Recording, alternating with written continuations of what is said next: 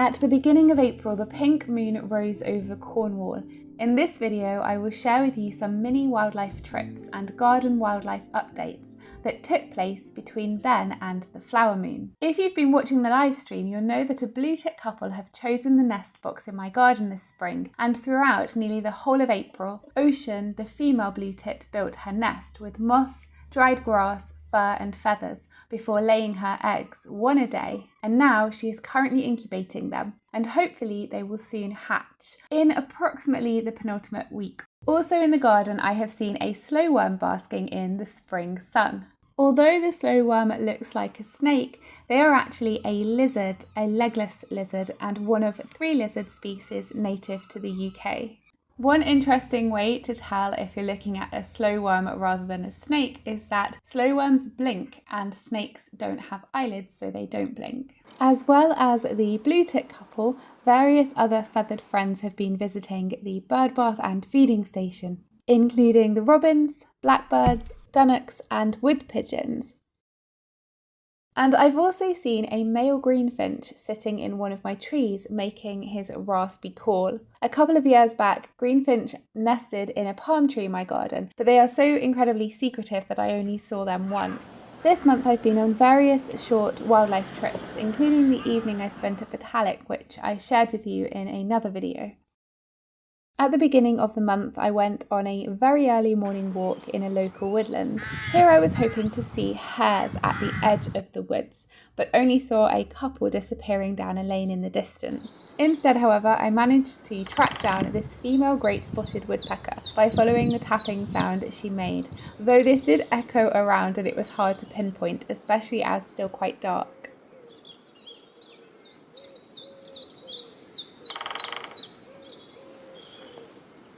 I saw a Canada goose and what looks to be some kind of hybrid, possibly between a greylag and a Canada.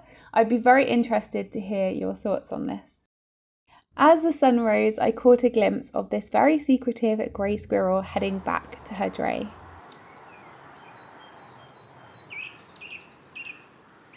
I visited the village of Lerrin for a couple of consecutive evenings.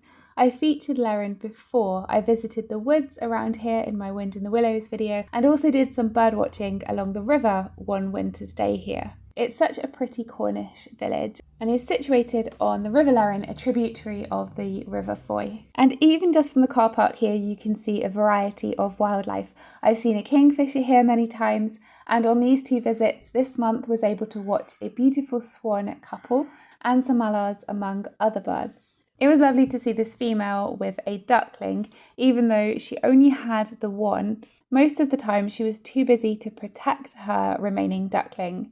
Actually, this was pretty stressful to watch because on this stretch of river there appeared to be a lot of drakes, and in the time that I was there I only saw 2 females or hens. As such, the drakes constantly hounded this poor female to the point where she spent an awful lot of time separated from her duckling, who was crying out for her and speeding across the water to try to catch up with her, and meanwhile she was being chased off in different directions on water and in the sky by the group of males. A few times her and her duckling hid in the reeds and were able to feed peacefully.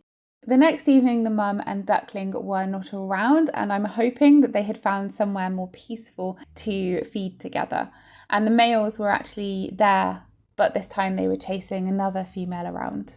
The second evening I was able to see the swan couple again, and you may have seen from my community post on YouTube that it was the very next day from this that 2 spaniels attacked the poor female swan or pen so badly that she had to be put to sleep. I first heard about this on Tuesday when I saw a message posted by the Swan Squad, who had very kindly gone out to try to help the injured female. They said it was the worst case that they and the vet dealt with, and whilst I won't share them here, the details of her injuries are absolutely horrific. This was so avoidable, it really did not need to happen, and I find it so sad, and it is just absolutely heartbreaking. I also did some coastal bird watching.